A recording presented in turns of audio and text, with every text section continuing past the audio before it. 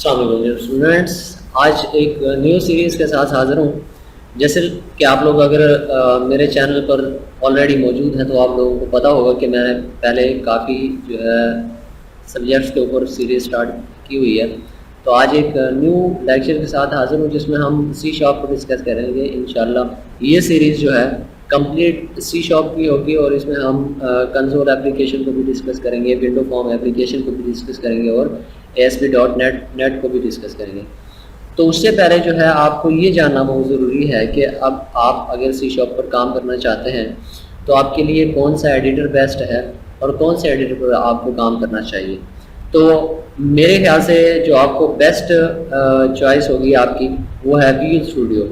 अगर आपके पास visual studio code है जिसमें हम HTML CSS जावास्क्रिप्ट वगैरह का कोड टाइप करते हैं, अगर वो आपके पास है वेल एंड गुड, उसके साथ आप एक्सटेंशन लगाकर वो भी यूज़ कर सकते हैं। लेकिन अगर आप विजुअल स्टूडियो इंस्टॉल कर लेंगे तो वो आपके लिए बेहतर रहेगा। तो मेरे पास विजुअल स्टूडियो जो है वो है 2012। आप कोई सा भी यूज़ कर सकते हैं, डिपेंड ऑन यू कि आप कौन सा यूज़ करना चाहते हैं। तो यहाँ पर देखें कि मेरे पास एक ऑप्शन आया है कि मॉडिफाई कर सकता हूँ, रिपेयर कर सकता हूँ, अनइंस्टॉल कर सकता हूँ। इसकी रीज़न क्या है? रीज़न ये है क्योंकि मेरे पास ये चीज़ पहले से इंस्टॉल्ड है। तो मैं इसको ख़त्म करता हूँ और हम चलते हैं अपने विजुअल स्टूडियो कोड पर और उसको देखते हैं कि हम बेसिकली किस तरह अपना फर्स्ट प्रोग्राम राइट कर सकते हैं और उसके बाद जो है हम किस तरह इसको यूज़ कर सकते हैं। क्योंकि अक्सर औक़ात ऐसा होता है कि जब आप किसी चीज़ को इनिशियली यूज़ करने जा रहे होते हैं तो आपको पता ही नहीं होता कि उसको आपने यूज़ कैसे करना है। तो चलते हैं, मैं यहाँ से इसको कट कर देता हूँ, ठीक है। उसके बाद यहाँ आप इसको सर्च करें, ठीक है। मेरे पास विजुअल स्टूडियो कोड भी है और विजुअल स्टूडियो है, मेरे पास वर्जन 12 है। आप जो मर्ज़ी यूज़ करना चाहें कर सकते हैं। तो आप यहाँ से स्टार्ट होगा, इस तरह का कोई इंटरफेस आपके सामने आ जाएगा, ठीक है।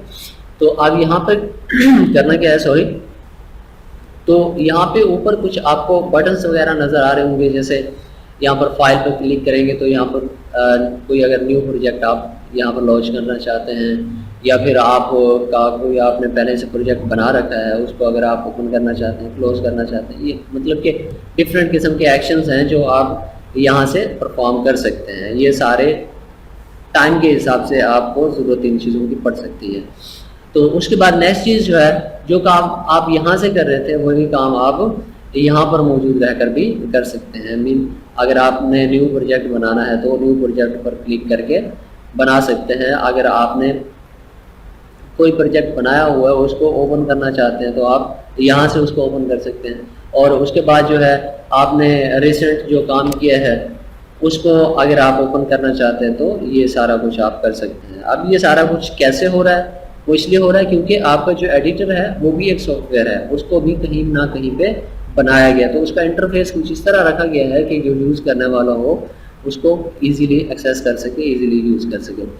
तो अगर आप का कोई प्रोजेक्ट न्यू है, आप न्यू बनाना चाहते हैं तो न्यू पे चलेंगे और यहाँ पर आपको कुछ इस तरह का इंटरफेस दिखाई देगा। अब यहाँ पर एक बात नोट करने की है, लाजमी नहीं है कि आपको इस तरह का ही इंटरफेस दिखाई दे जब आप विजुअल स्टूडियो ओपन करें।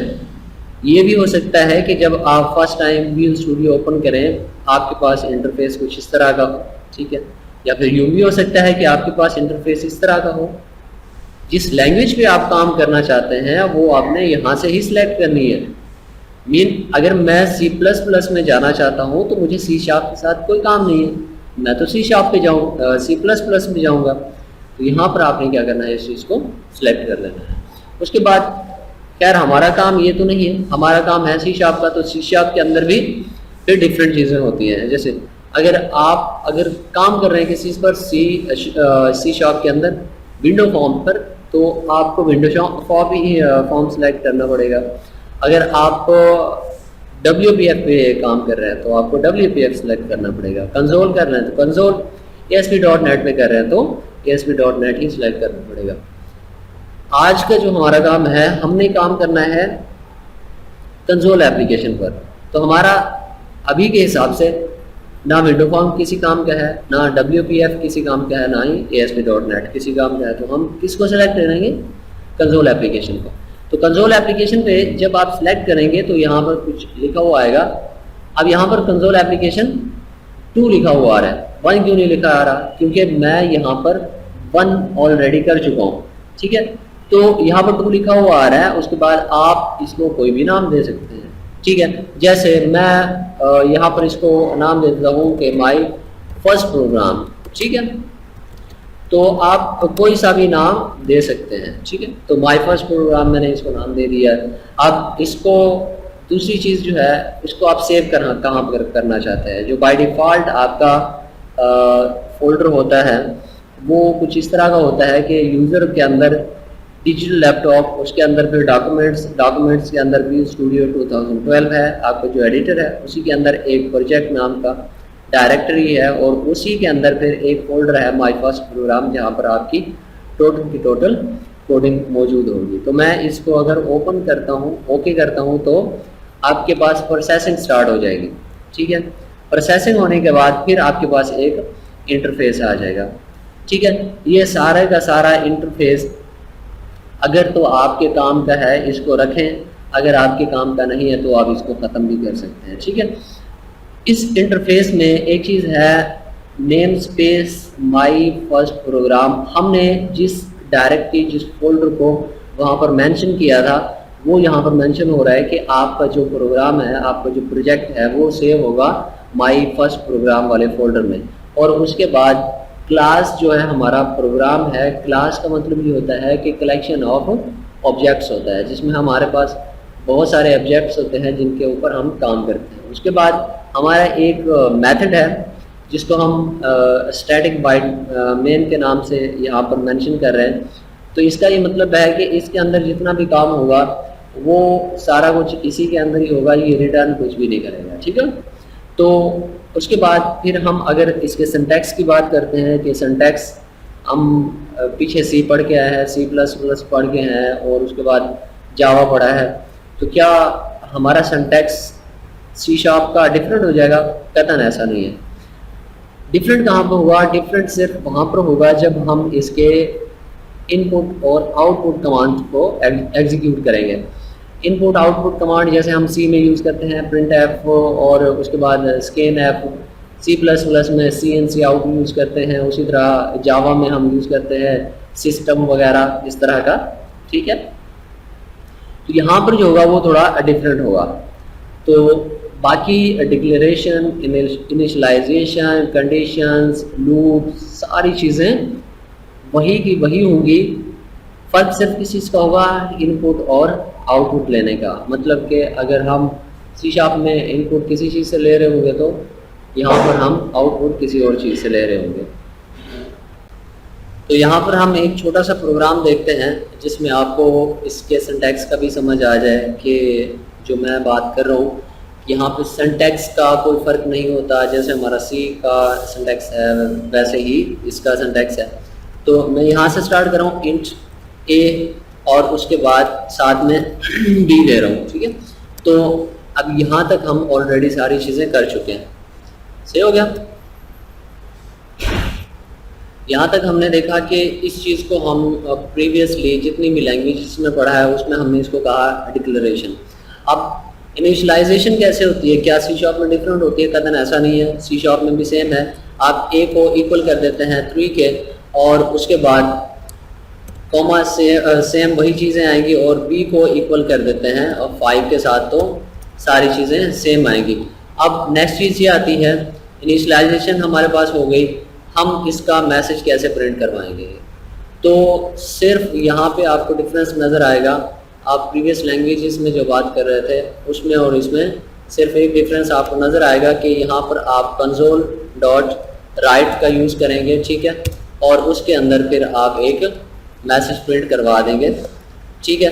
तो इसके अंदर आपने एक मैसेज प्रिंट करवाना है किस चीज़ का? आपने कहना है कि जो A और B है उसकी वैल्यू क्या हो सकती है।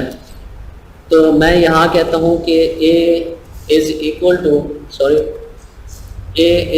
अच्छा यहाँ पे दूसरी चीज़ आप देखेंगे कि कैनकेटिनेशन के लिए आपने प्रीवियसली भी पढ़ा होगा कि प्लस का साइन यूज़ किया जाता है, ठीक है। तो यहाँ पर आपने क्या करना है, A is equal to A लिख देना है ठीक है। उसके बाद फिर नेक्स्ट कैनकेटिनेट करेंगे, फिर डबल कोट्स के अंदर फिर आप लिख दें बी, और उसके बाद फिर कैनकेटिनेट करें, और उसके बाद फिर आप यहाँ पर अगर मैसेज देना चाहते हैं तो दे सकते हैं, अगर नहीं देना चाहते तो भी आपकी मर्जी है, और उसके बाद यहाँ पर आप पुट कर देंगे डी। ठीक है, तो यहाँ पर आप सेमीकोलन देंगे, और उसके बाद जैसे आप वो सी में और C++ में गेट ch वगैरह, रिटर्न 0 वगैरह यूज़ करते थे, उसी तरह आपको यहाँ पर एक चीज़ पुट करनी पड़ेगी। अगर यहाँ पर लिखना चाहते हैं तो भी ठीक है, अगर इस ब्रैकेट के बाहर लिखना चाहते हैं तो भी ठीक है, console.read।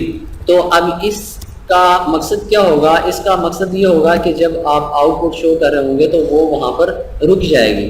ठीक है, तो अगर आप इस चीज़ को यूज़ नहीं करते तो क्या फ़र्क पड़ेगा वो भी मैं आपको दिखा देता हूँ। अब इसको हम यहाँ पे रन करते हैं, यहाँ से स्टार्ट करते हैं, तो जो आपके पास मैसेज है वो स्टैक वहाँ पर रुकेगा नहीं, ठीक है, शो होगा और उसके बाद ख़त्म हो जाएगा। ठीक है, अब अगेन इसको वापस लेके आता हूँ मैं।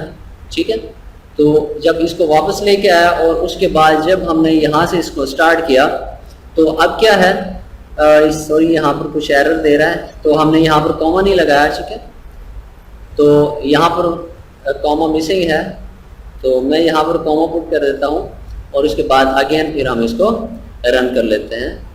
क्या प्रॉब्लम है, सॉरी। ठीक है, तो ये यार मिस्टेक हो सकती है। इसको मैंने सेव किया, ठीक है, और उसके बाद फिर हमने इसको रन किया, तो आप देखें वो कह रहा है, तो इक्वल का साइन हमने यहाँ पर पुट नहीं किया था। ठीक हो गया। खैर बहरहाल आपको ये चीज़ समझ आनी चाहिए कि किस तरह आप एक मैसेज प्रिंट करवा सकते हैं C# के अंदर। ठीक है, तो इस तरह का मैसेज आपके पास शो हो जाएगा, A = 3 और B = 5। तो वही चीज़ें थी। अच्छा, ये चीज़ क्लियर होगी। अब एक चीज़ और रहती है कि हम ये तो स्टैटिक मैसेज प्रिंट करवा रहे हैं, अगर हमारे पास कुछ इस तरह का प्रोग्राम आता है जिसमें हमने यूज़र से वैल्यू लेनी है, तो वहाँ पर हम क्या करेंगे? तो उसमें हम लोगों ने क्या करना है, उसमें हम ये करेंगे कि जिस तरह हम वहाँ पर printf या scanf या cout लेते थे, उसी तरह यहाँ पर भी हम दो फंक्शन इस्तेमाल करेंगे। कंसोल, ये सारी चीज़ें इसी तरह होंगी, console.write। ठीक है, और इसी के अंदर फिर हम एक मैसेज प्रिंट करवाएंगे। यू नो वेल के मैसेज जो होता है हमारा वो डबल कोट्स के अंदर होता है। ठीक है, हम ये कहते हैं कि एंटर फर्स्ट नंबर। ठीक है, फर्स्ट नंबर एंटर कर लिया, और उसके बाद अब जो यूज़र से हमने लेना है और वो भी कहीं पर आएगा ना। ठीक है, तो उस चीज़ के लिए हम यहाँ पर यूज़ करते हैं console.read लाइन, और एक और चीज़ होती है जिसको हम रीड कहते हैं। अब इन चीज़ों में क्या फ़र्क है वो भी आप लोगों को पता होना चाहिए। जब आप रीड ले रहे होंगे तो वो जितना टेक्स्ट होगा वो सारे को रीड करेगा। ठीक है, अगर आप इसके साथ पुट कर देते हैं रीड लाइन, तो जस्ट वो एक लाइन को रीड करेगा। अब किस चीज़ को रीड करना है? ठीक है, तो उस चीज़ को रीड करने के लिए हम क्या करेंगे, एक लाइन को रीड करना है, पूरे टेक्स्ट को रीड करना है, तो यहाँ पर हम वो मेंशन करेंगे। अगर रीड लाइन लगाया है तो जस्ट वो एक लाइन को रीड करेगा और वही वहाँ पर उसको आउट इनपुट के तौर पर ले लेगा। ठीक है, अच्छा ये चीज़ है। इसके बाद अब आपने क्या करना है, ये जो लाइन रीड हो गया, इसको किसी चीज़ में रखना भी तो है, उसको आप क्या कर देते हैं इक्वल, और यहाँ पर आ जाता है आपका A। ठीक है, तो यहाँ से जो वैल्यू जाएगी वो जाएगी इस A के अंदर। अच्छा, अब यहाँ पे आपका क्वेश्चन हो सकता है कि यहाँ पे तो एरर आ रहा है। एरर किस वजह से आ रहा है? बिल्कुल एरर तो आएगा क्योंकि आपकी जो एप्लीकेशन C# है वो स्ट्रिंग में वैल्यू को एक्सेप्ट करती है। तो यहाँ पर क्या होगा, हमें इंटीजर में लेने के लिए इस जो हमारा इनपुट है उसको हमने इंटीजर में कन्वर्ट करना है। इंटीजर में कन्वर्ट करने के लिए एक फंक्शन यूज़ होता है, बल्कि मैं यहाँ पे आपको कम्प्लीटली बता देता हूँ कि उसको किस तरह टाइप करना है। ठीक है, यहाँ पे आपने टाइप करना है कन्वर्ट, ठीक है, डॉट टू इंट में जाना है। ठीक है, अब यहाँ पर तीन किस्म के होंगे, 16 होगा, 32 होगा और 64 होगा, लेकिन आपने 32 में जाना है। ठीक है, उसके बाद फिर जो है आगे नेक्स्ट आप करेंगे इसी के अंदर, ठीक है। यहाँ हमने उसको कन्वर्ट कर लिया और उसके बाद फिर आप लिखेंगे कंसोल डॉट रीड लाइन, ठीक है, रीड लाइन, और उसके बाद यहाँ पे आप सेमीकोलन वैसे ही पुट कर देंगे, ठीक है। तो इस तरह आप क्या कर सकते हैं, एक आउटपुट इनपुट किसी यूजर से ले सकते हैं।